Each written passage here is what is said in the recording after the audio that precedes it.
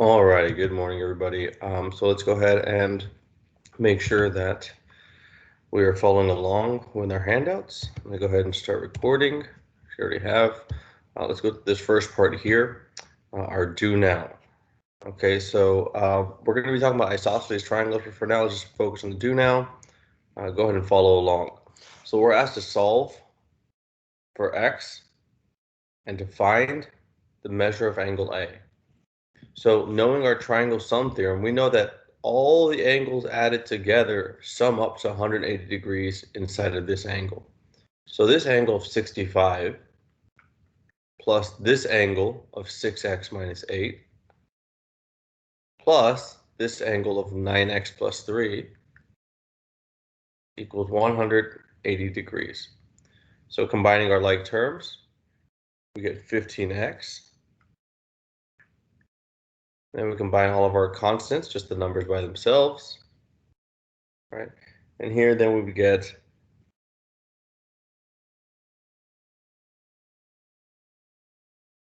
60 plus 60 equals 180. Go subtract 60 from both sides. I'm up with 15x equals 120. Last step, divide by 15, and I get x equals 8. Okay, so my first value is 8. Now they ask us for the measure of angle A. Well, we look over here at angle A. I'm going to go ahead and highlight that right here. It's this angle right here. All right, so we know that it's 6x minus 8. So since it's 6x minus 8 is equal to angle A, we'll go ahead and just substitute our value of x that we found, which is 8, in there. Then we get 6 times 8 is 48, and 48 minus 8 is indeed 40 degrees. So the measure of angle A is 40. Okay. Alrighty. Let's go ahead and move on to the actual lesson with isosceles triangles. I'm going to pull up the next slide here. So today you're going to be able to apply properties of isosceles triangles to find the measures of angles and sides. Okay, so let's go and review or talk about what these parts are. So we have two, let me change my name. Can you up here a little bit? So we have two congruent sides are called legs. Okay, the two congruent sides are called legs. So this would be a leg over here, right? This is a leg, and this is a leg, because these are the two congruent sides, and we know that indicated by those tick marks.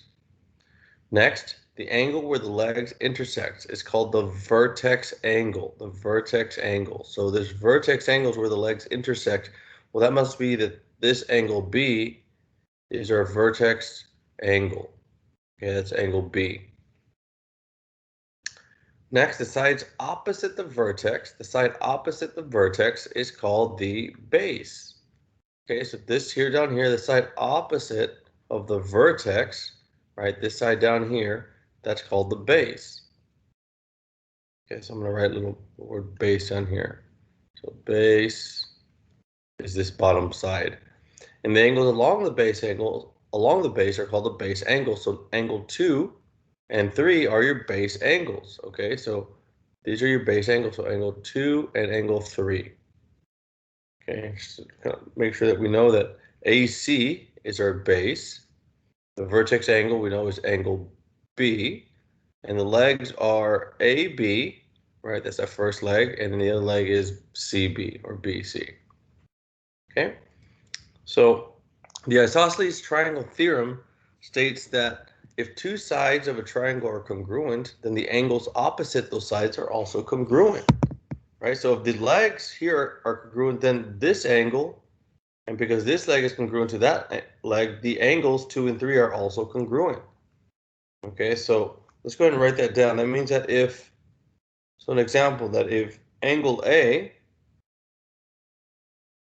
is congruent to angle C, then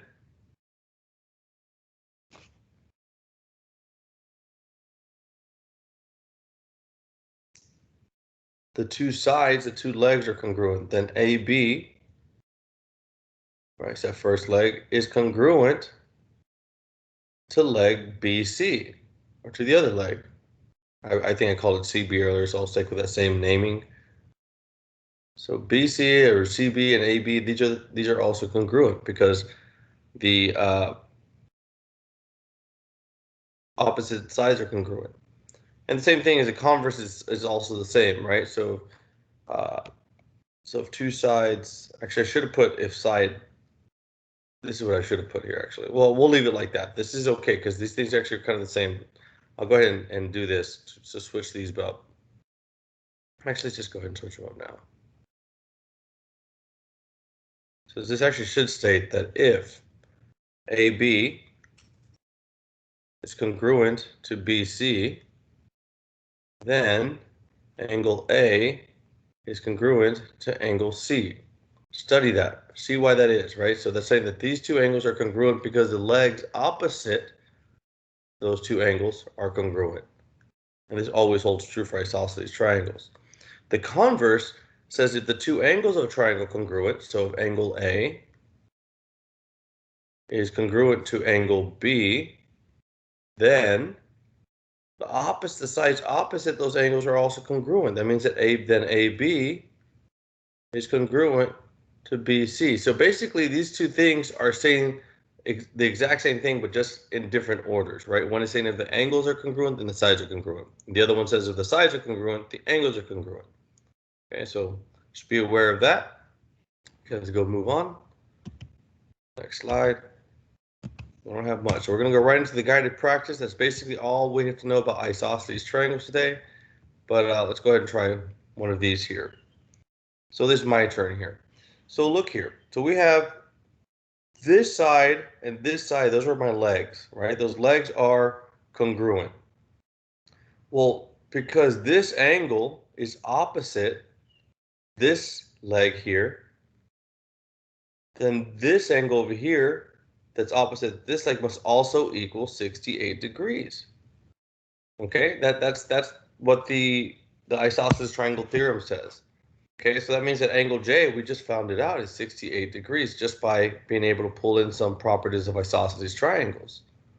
Well, we also know the triangle sum theorem when we're trying to find angle K. The triangle sum theorem says that all the angles must add up to 180. So we're missing this particular angle here, right? The angle K, that's what we need to find. Well, if we say, well, 180 minus the 68 degrees from angle L minus the 68 degrees from angle J, right? This will equal angle K. So angle K would be equal to, I'll put that in my calculator, and I would get 44 degrees. So 180 minus 68 minus another 68 is 44 degrees. Let's look at the next one here. Now, the side, or the legs here, let's look at those legs. Those legs are congruent. So the angles that are opposite that angle is C. I'll do it in a different color, kind of mark it out. And this angle here that is opposite side DC is angle E. And those two angles, C and E, are congruent. These are congruent angles because they share, well, their legs are, the sides opposite, those are the legs, and those legs are congruent. So the angles must also be congruent. So we'd say, okay, well, we'll take 180 and subtract 106 from it. Okay, so when we do that, we would get 74. Now, 74 is going to be shared between both angle C and angle E. Right, that's how much we have left. So I could say, well, let's take 74 degrees, that's 74 degrees, and we'll divide it by 2. And that'll give us a measure for each of those angles C and E. So when I get this, I get 37 degrees for each. So angle C up here equals 37.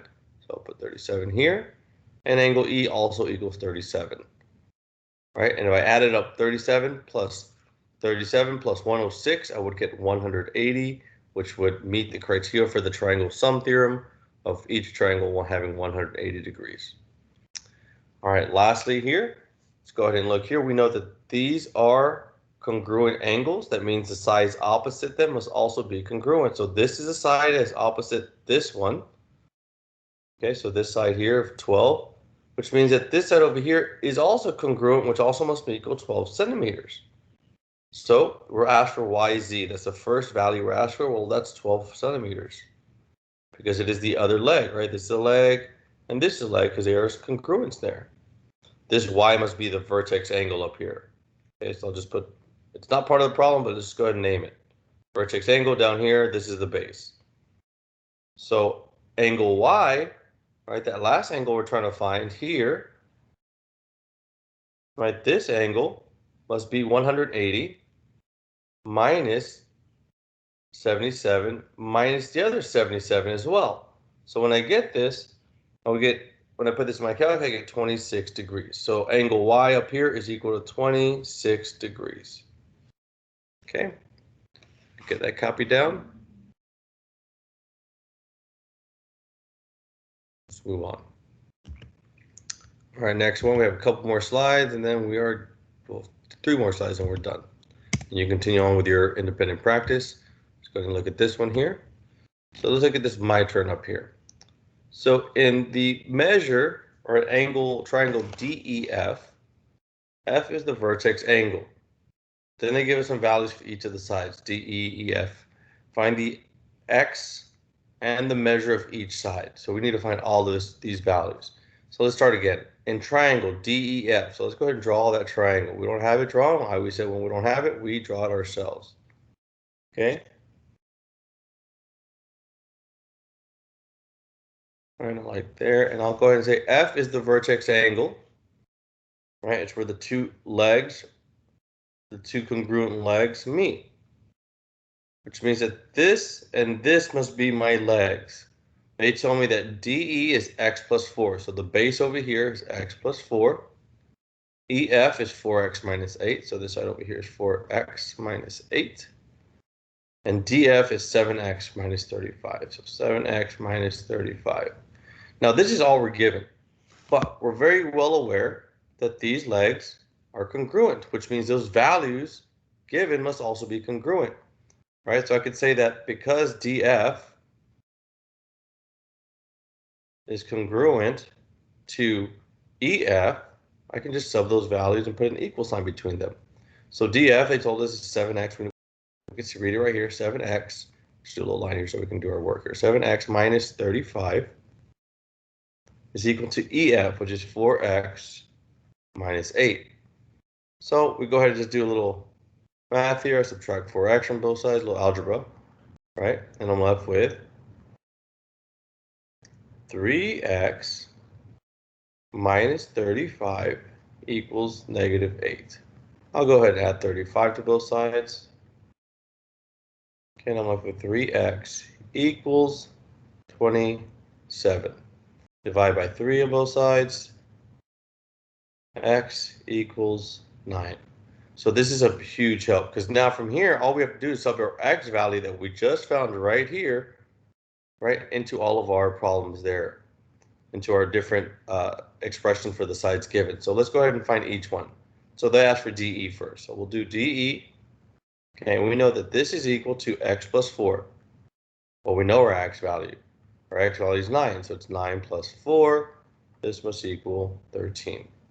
So DE equals 13. And that's the base. That makes sense. All right, so this side over here is 13 now. We know that. Now let's look at EF. So EF. All right, this is this one over here. So it's equal to 4x minus 8, subbing our x value of 9 minus 8. I get 4 times 9 is 36, and 36 minus 8. Is that right? 4 times 9, yep. 36 minus 8 is 28. So EF is 28 units long. So EF, this side over here, is 28. Well, if everything holds true, DF must also equal 28. Let's see if this works. So DF, again, is that other side, the other leg, and that's 7x. It's equal to 7x minus 35. Plug in our value for x. 7 times 9 minus 35. So 63 minus 35, and you would get, look at that, 28 as well. And that makes sense because this other leg should also be congruent to the leg, other leg they're given. Okay, so those are your two congruent sides. All right, go ahead and push pause and try the your turn here. I'll go ahead and work it out as well. So I'm going to leave that there just for a few more seconds. I need to pause. Now, this next your turn here, I'm just going to go ahead and work through it to make sure that you did the same thing that I just did. So I'm going to go ahead and do this again. So we're given this your turn here of DEF. In fact, it's not DEF. Let's go ahead and call it. I realize that I wrote this incorrectly. It's not DEF. It should have been triangle X, Y, Z. So go ahead and just say this is in fact not DEF, but triangle XYZ. And they tell me that angle Y is a vertex angle. Then they give me again values for XY, YZ, and XZ. So let's go ahead and write this down. So XYZ, so let's go ahead and write our triangle here. It's X, Y to Z. Okay, Y is the vertex. They tell me that. So this is Y. This is X, Y, and Z. All right, if that's the vertex, that means that these two angles, these two sides must be the legs, the congruent parts. They say that XY is 13x minus 21, let's go and label. Y to Z is 8x minus 6, and the base over here, XZ, is x plus 4. And we're going to do the exact same thing as our last problem here. So let's go ahead and, excuse me, we know that these two sides here are congruent. So that's what we're going to set congruent to one another. So we're going to say that XY, because it's congruent to YZ, now we just sub our values. So for XY, we're given it's 13x minus 21, and YZ is 8x minus 6. So I'm going to just kind of do a double move on this one. I'll do that. And then I'm going to go ahead and add 21 to both sides as well. I'm not doing anything different. I'm just doing two moves in one step. So let's go ahead and do 13x minus 8 is 5x equals negative 6 plus 21 is a positive 15. X must equal 3. When we divide both sides by 5, right? X equals 15 divided by 5, which is 3. So our first value we found. Now the rest becomes much easier because all we have to do is sub in our x value of 3 into all of these different expressions. So let's take xy first. That's the first one they're given, xy. So for this side, it's equal to 13x minus 21. We'll sub our value of x equals 3 in there, minus 21.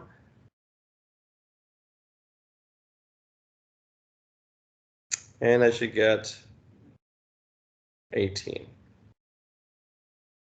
Okay, so 13, okay, 18. So xy equals 18. So xy over here must equal 18 units. Okay, which means this other leg must also equal the same. Let's go ahead and try it out first. YZ. Okay, that's the next one here. So YZ, or side YZ, is equal to 8x minus 6. Subbing our value for x, 3 minus 6. 24, 8 times 3 is 24, and 24 minus 6 is indeed 18 as well. And that makes sense because they were supposed to be equal in the first place, our two legs, because this is an isosceles triangle. Lastly, we do xz, x plus 4, that means it's 3 plus 4 is equal to 7. Okay, so this side down here is 7 units long. And that's how we take care of this. Okay, let's do one more problem together here.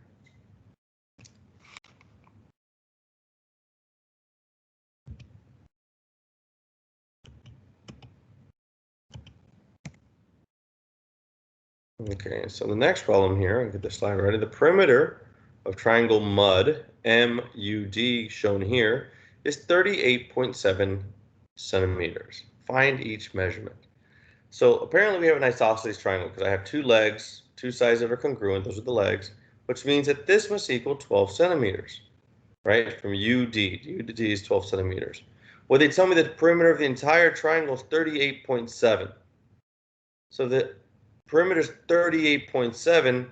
I have 12 of them here. 12 of that, 12 plus 12 is 24. So how much to get to 38.7? So this side here would be equal to, let's say 38.7 0.7 minus the 12 minus another 12 from this other side, right, because these sides are congruent, and I would get 38.7 minus 12 is 14.7. So this side here is 14.7 units. And look, that's one of the measures being asked of us. So we got that part. Next, we know, look at our sides. So if this side is 12 and this side is 12, then the angle's opposite, right, per the two theorems in the converse that we discussed in our notes. If this opposite angle, the angle opposite of this side is 68, and the angle opposite this side must be the same. So this must also be 68 degrees. And look, we're asked for angle D, so that's 68 degrees. We also know by the triangle sum theorem, this last angle is going to be equal to 180, right? The whole triangle is 180, minus 68 degrees, minus another 68 degrees, right? So when I get 180 and I put that in my calculator, minus 68, I would get 44 degrees, and that is this angle right there, which is angle U, which we're also asked to solve for. Okay, so this is how you would solve through this problem here. Okay. And let's go ahead and take this last one here. This last piece we're going to do together here. I'm not going to do the whole thing. Oops, I'm not going to do the whole thing with you, but I'm going to start you off in case you get a little stuck on this next part here. So this next one here, and this is where your independent practice starts. You're going to use the figure below to find the measure of each indicated angle. So let's look at angle 1. Angle 1 is here. If you look at the angle, this is apparently an isosceles triangle. So if this is 66, the angle that is opposite that leg is 66, which means that the other angle that is opposite the other leg, which is congruent to the first leg, right, this isosceles, must also equal 66 degrees. So angle 1 equals 66 degrees. Angle 2, right, angle 2 over here must equal whatever 180 minus 66 minus the other 66, right? Because all the degrees is 180. So once I get this, I put 180 minus 66 minus another 66. I should get 48 degrees here. And that makes sense because 66 plus 66 plus 48 equals 180. Okay, so our next angle found is 48 degrees. Now angle 3 is just is supplementary to angle 1, which means angle 1 and 3 must equal 180. So here, right, I would say, well, 180 minus 66 degrees would give me 114 degrees. Okay. Angle 4, look at that. Angle 4 is a vertical angle to angle 1. We know that angle 1 and angle 4 are congruent. Okay, so this must also equal 66 degrees. And then you keep finding the rest of those. Okay, so if you have any questions, go ahead and write them down. Have them ready to go for tomorrow when I get there. I do expect this to be completed as much as possible by you. And I don't want any issues with any kind of substitutes in terms of discipline. We need to be staying in our seats. Okay, you know who I'm talking to. I heard some issues about yesterday, people laying down on the floor, and that's not acceptable. So make sure you're handling your business, and I don't want to have a talk with any of you when I get back. Treat that substitute and treat that class as if I were there as well. Guys, I hope you have a wonderful day. Let me just go ahead and make sure that I got everything else here. And lastly, make sure you complete the handout during class and hand it into the substitute at the end of class. Work diligently and do not get distracted. Have a wonderful day, and I'll see you tomorrow, guys. Miss you, and can't wait to see you again mañana. Have any questions? Help each other out, but focus on the math. See y'all later. Bye, y'all.